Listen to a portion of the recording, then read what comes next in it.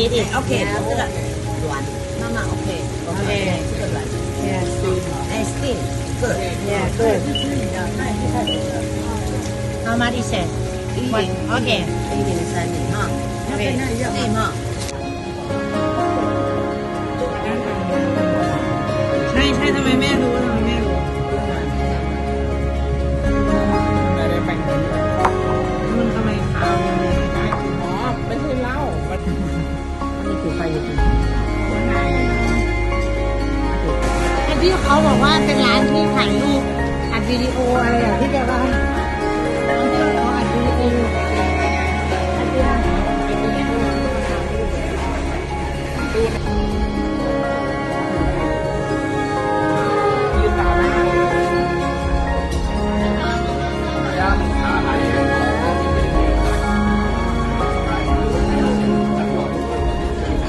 แสดงว่าร้านนี้อร่อยค่ะ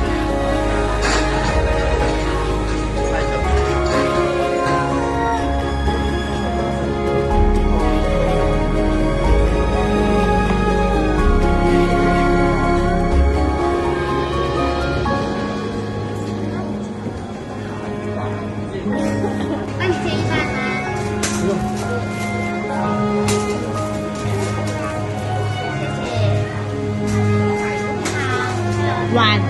นเย็บเสื้อผ้าสีหวานหยิบเอาเลยโอเคถ่ายรูปให้ก่อนถ่ายรูปให้ก่อนน่ารัก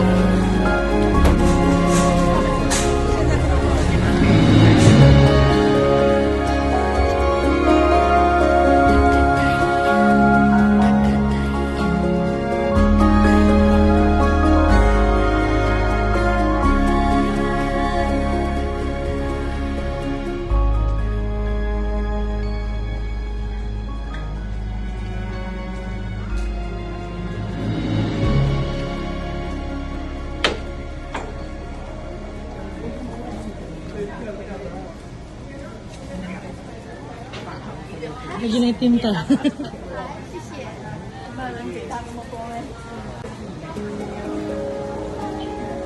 เขาจะขึ้นไปอยู่เหรอพี่ เราขี้เกียจจังเลยพี่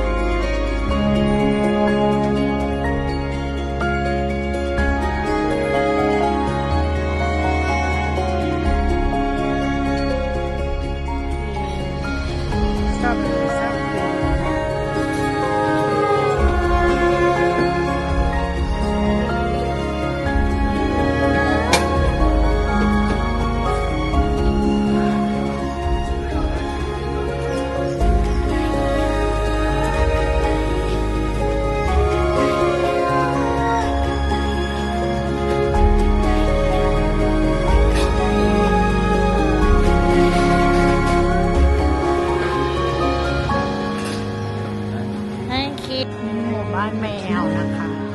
ว้าวทุกอย่างคือแมวหมดเลยเตี๋ยวก็แมวไอศครีมซอฟต์คีก็แมว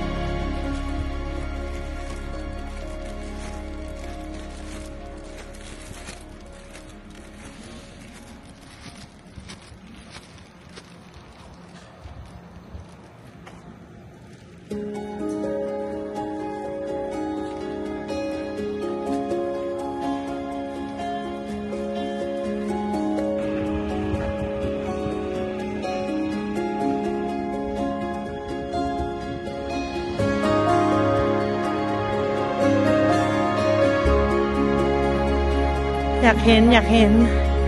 ไปเถอะไปเถอะ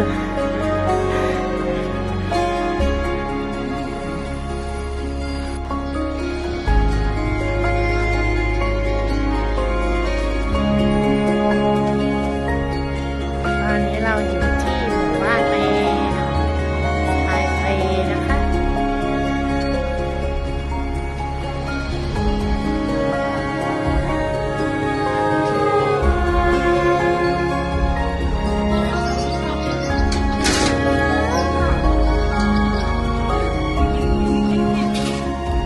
อะไรเหรอพี่บี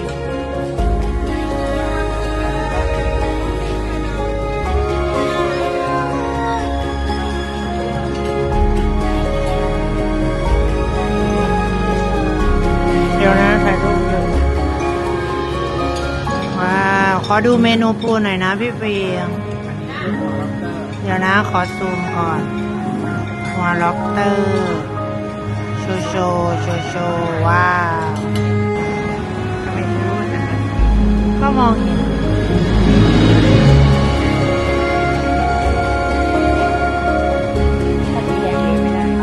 ใช่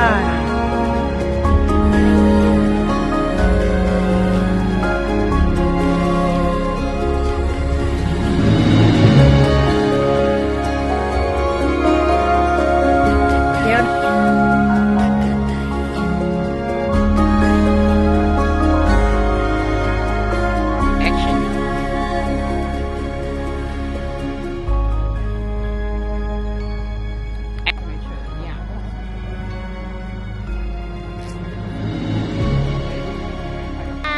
ตอนนี้เราอยู่ที่จีหลงไต้หวันค่ะ ว้าว สวยมาก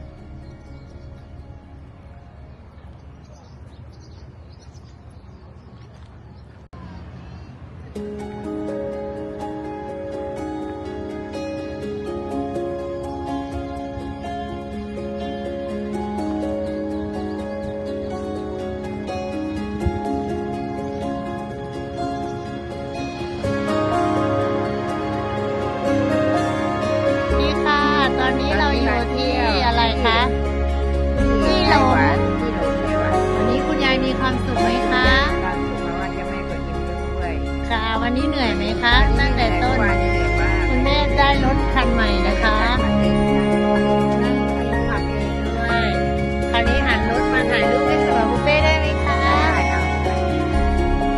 ลงไปเลยอุ้ยจะถึงทะเลแล้วแม่ ลงไปเลยค่ะ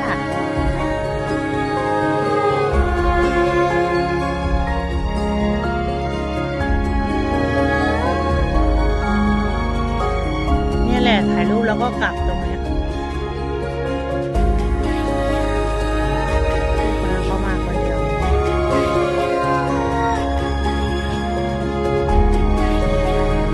สวยไหม Morning หมูหรือเปล่าเพิ่นทะเลหมู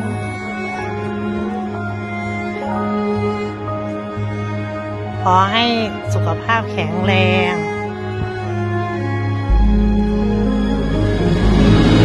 เขาอยากเพิ่มความเร็วเขาเพิ่มอีกเอาเต่าเลี้ยงกระต่ายเพราะว่าหนูไปทำเต่าให้แม่ไง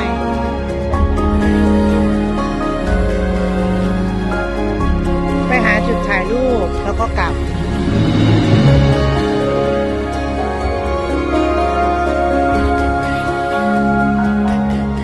คุณแม่วันนี้เราอยู่ที่ไหนคะ ตอนนี้เรากำลังให้คุณยายขับรถไปเอง โอ้ยคุ้มเงิน30,000เลยอ่ะ ถ้าจะหยุดก็คือเอามือยกขึ้นหยุดสิเดี๋ยวเออ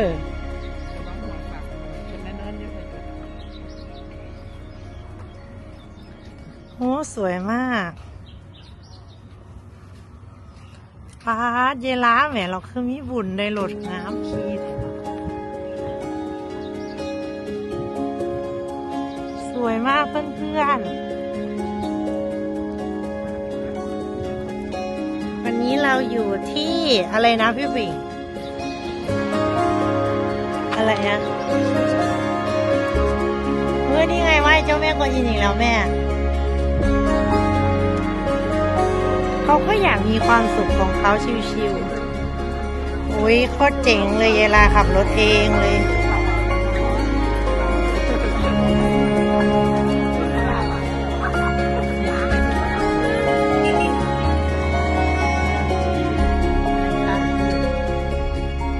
ไต้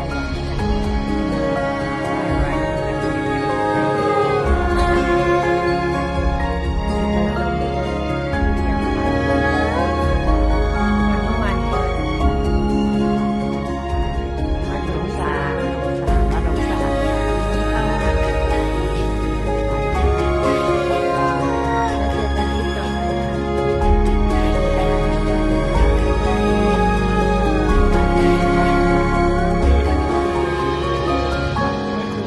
ถูกลอตเตอรี่กี่บาทคะถูกลอตเตอรี่2,000จ้ะ5 4 3 action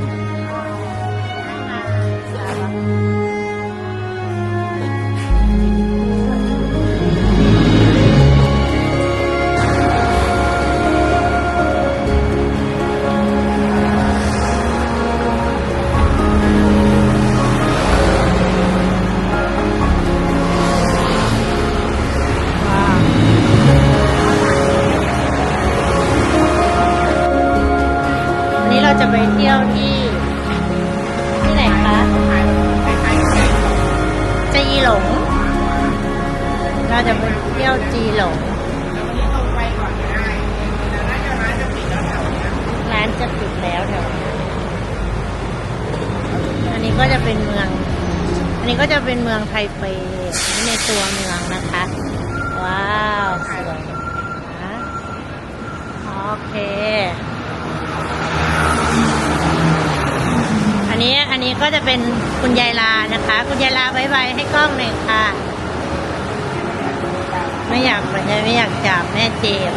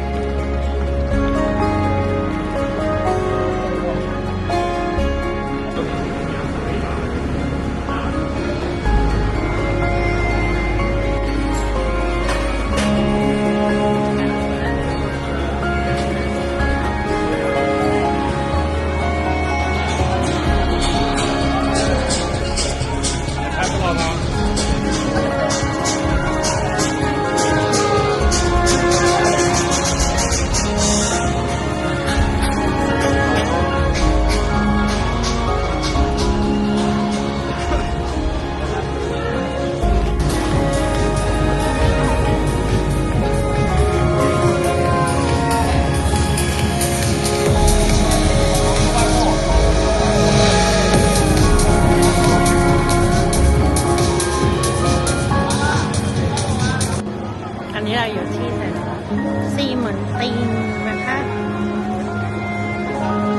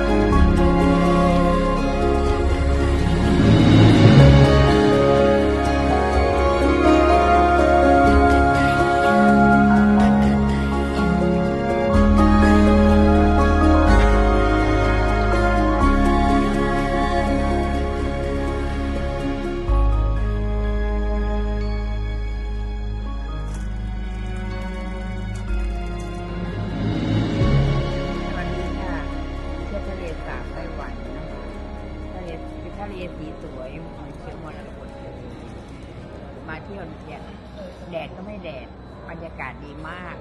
อากาศสดชื่นคนท้องฟ้าเหมือนกับสวรรค์เลยจ้ะค่ะ น้ำสีอะไรคะ น้ำสีเขียวมรกตมาก วันนี้คุณยายเดินทางมาวันสุดท้าย มาวันสุดท้ายวันนี้แฮปปี้เลยค่ะ จะกลับแล้วเหนื่อยไหมคะอ้าวสวัสดีค่ะ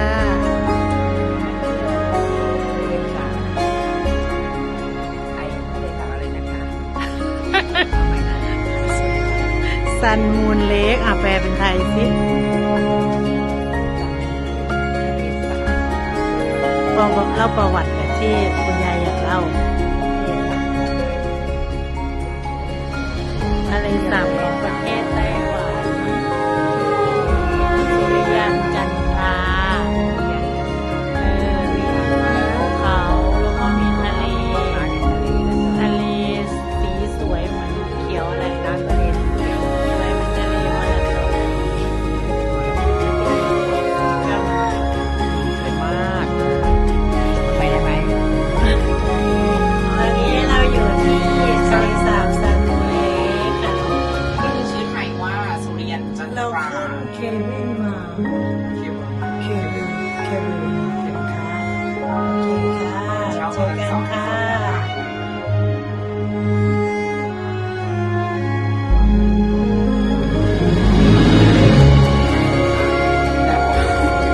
แต่ว่ามันก็เย็นนะตรงนี้อาจจะร้อนช่วงแรกนะคะ นั่นมาเลยไม่มีค่ะ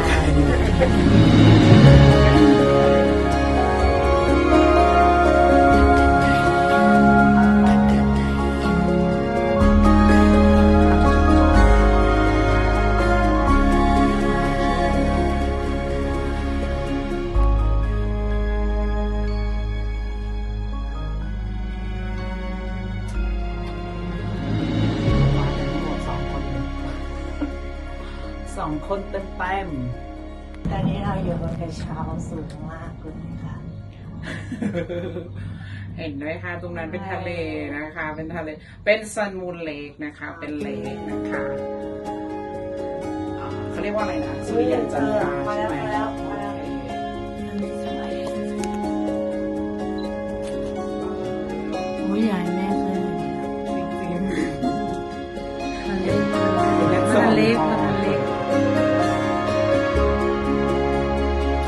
ว้าว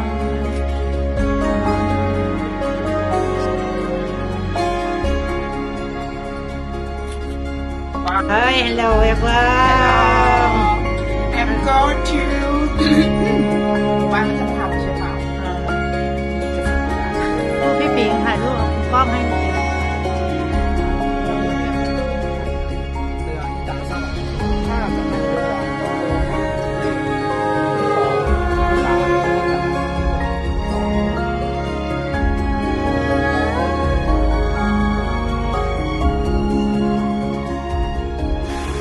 อัดวิดีโอเอาได้ไหม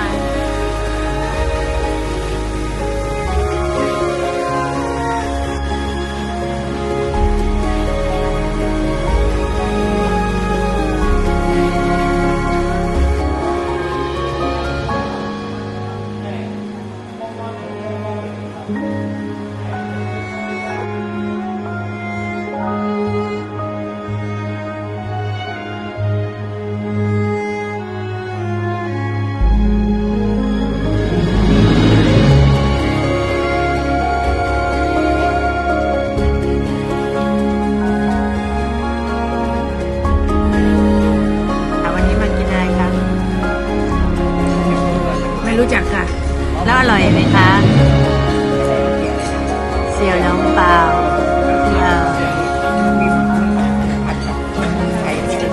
ผัดผักของเมืองไทยด้วยทำให้กินหน่อยสิโอเค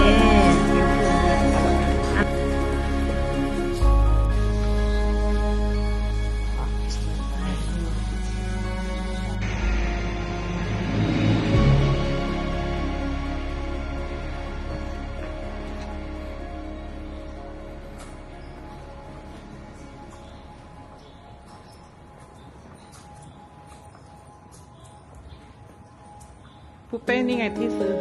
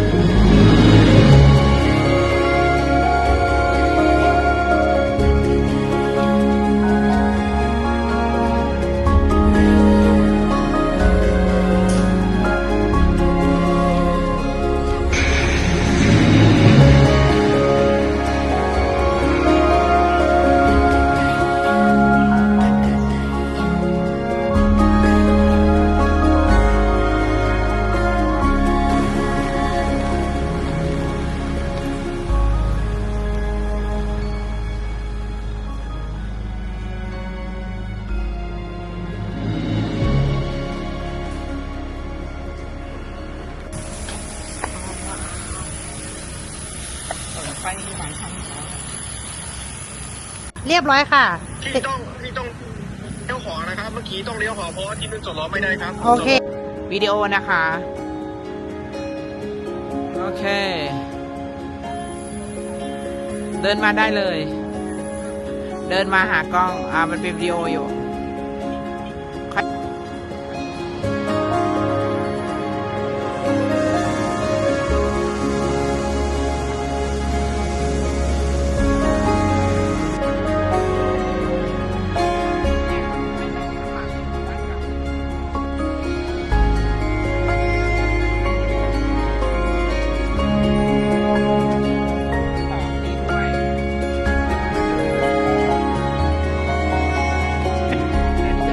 มันจะขึ้นไปชั้น 85 ไง นี่เอามุมนี้ดินี่แล้วก็ถ่ายขึ้นไปให้มันอยู่บอกว่าฉ่ำ ว้าว อันนี้คือขนมจีบหน้ากุ้ง ที่สูงกว่าข้างล่างนะอะไรเนี่ย รอ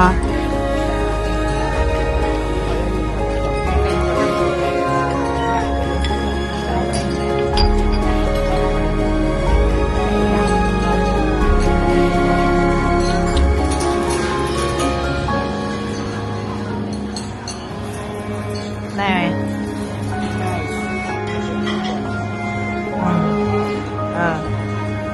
อ๋อ แต่ว่ามันถาม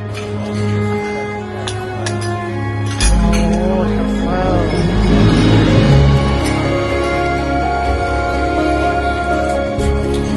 เดี๋ยว โอเคนะ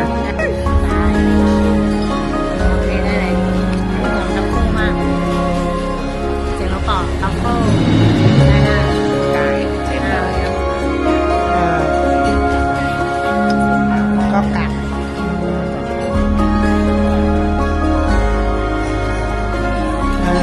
น้ำออกมา ขอดูดน้ำหน่อย แล้วซอสใส่ตอนไหน ไม่ใส่ก็ได้ชิมดูก่อน พี่3 อย่างแล้วก็ โอเค อันนี้คือทัฟเฟิล โอเค จะเล่นกับสี ออเดอร์แรปแล้วก็เลือกเมนู No, Thailand. Thailand. Thai. Thai. Yeah. This pork shawarma and taco and pork shawarma. Yeah. Drink and pork shawarma is like a 60. yes. And pork pudding soup. Yes. Yeah. Fresh noodle soup is 27. It's spicy. It's spicy. พี่วิสันดีกุ้งซุปไหม It is spicy. I cancel this noodle. Yeah.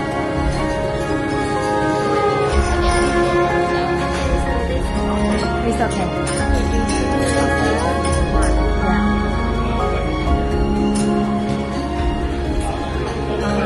She in the